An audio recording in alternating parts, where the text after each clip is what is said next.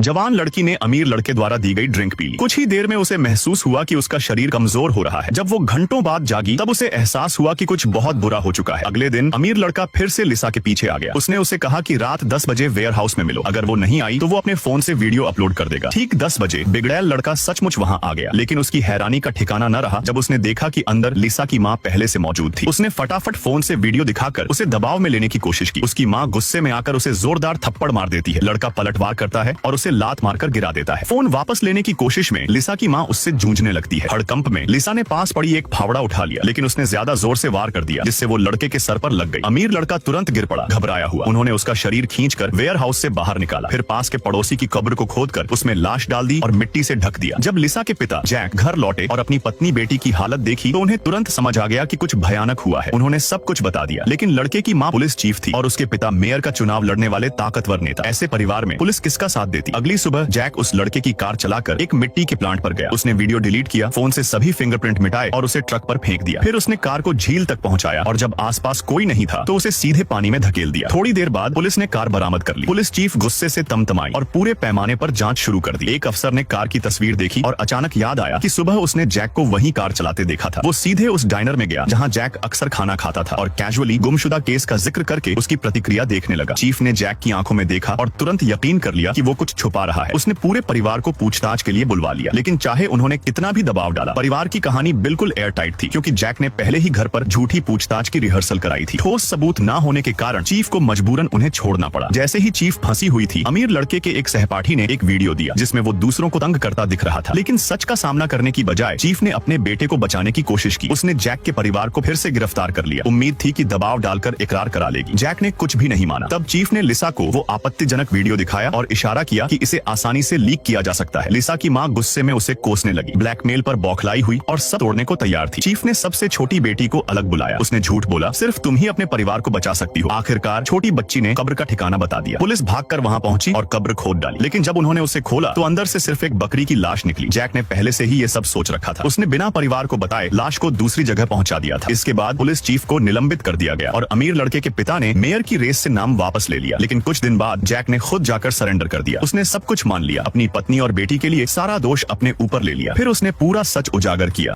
और फिर video like करने पर पार्ट 2 मिल जाएगा।